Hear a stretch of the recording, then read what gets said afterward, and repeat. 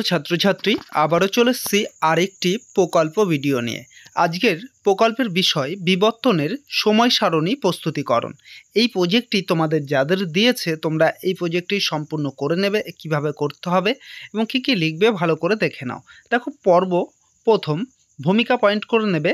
আজ থেকে ঠিক কত বছর পূর্বে আমাদের এই পৃথিবীর সৃষ্টি হয়েছে তা নিশ্চিতভাবে বলা কঠিন। লক্ষ কোটি বছরের ভাঙা গড়ার মধ্যে দিয়ে পৃথিবী পরিবর্তন ঘটেছে আবহাওয়ার ক্ষেত্রে। এক সময় যা ছিল একটি গ্যাসীয় গোলক, তাপ বিকিরণের ফলে তা ক্রমশ শীতল হয়ে যায়।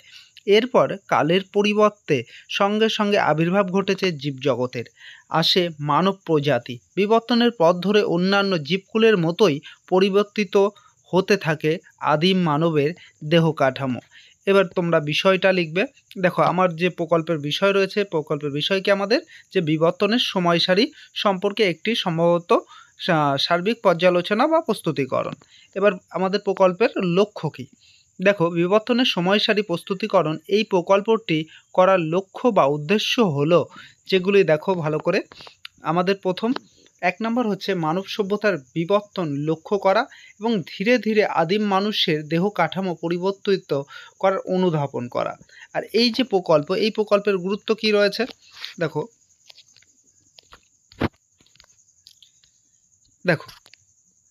এই প্রকল্পের মাধ্যমে মানুষের বিবর্তনের ধারাবাহিক দৈহিক কাঠামো বিবর্তনের অনুধাবন করার পাশাপাশি মানব সমাজের পরিবর্তনও বোঝা যায় খুব সহজভাবে। এবং প্রকল্পের পরিকল্পনা দেখো, একাদশ শ্রেণীর এই ইতিহাস পাঠ্যক্রমে আমার পছন্দ মতো প্রকল্পের বিষয়টি নির্বাচন করার পর সেটি রূপায়ণের জন্য আমাদের নির্দিষ্ট পরিকল্পনা গ্রহণ করতে হবে। প্রথমে আমরা বিদ্যালয়ের ইতিহাস শিক্ষক বা শিক্ষিকার কাছে বিষয়ে আলোচনা করেছি, তার পরামর্শ অনুযায়ী ঠিক করেছি যে এ বিষয়ে প্রয়োজনীয় তথ্য কিভাবে কোথা থেকে সংগ্রহ করব, কী ধরনের ছবি ব্যবহার করব, এই প্রকল্প নির্মাণ করতে কি কি উপকরণ প্রয়োজন তার একটি তালিকা তৈরি করেছি।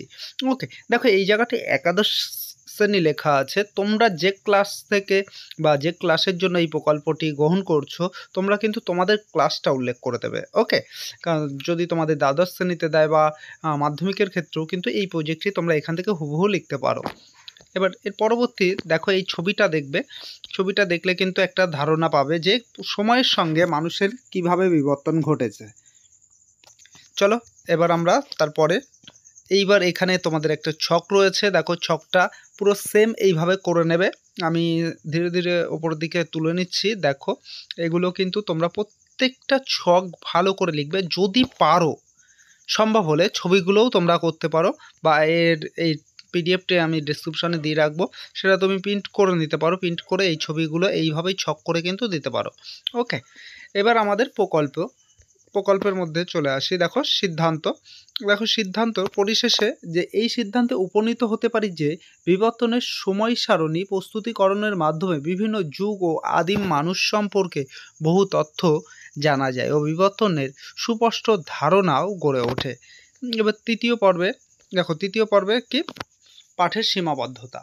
এই যে প্রকল্পটি গ্রহণের ক্ষেত্রে কী কী সীমাবদ্ধতা ছিল সেগুলো দেখো। প্রকল্পটি রচনার ক্ষেত্রে একটি বড় সীমাবদ্ধ ছিল স্বল্প সময়।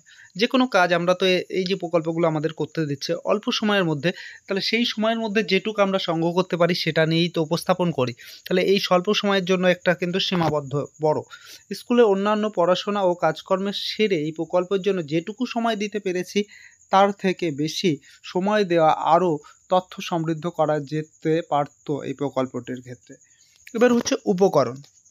দেখো, প্রকল্প রচনার জন্য ব্যবহৃত প্রয়োজনীয় উপকরণগুলি যেরকম কার্ডবোর্ড, সাদা কাগজ, নানান রঙের পেস্টেল পেপার, রং, তুলি, পেন, পেন্সিল, আঠা, স্কেল প্রভৃতি।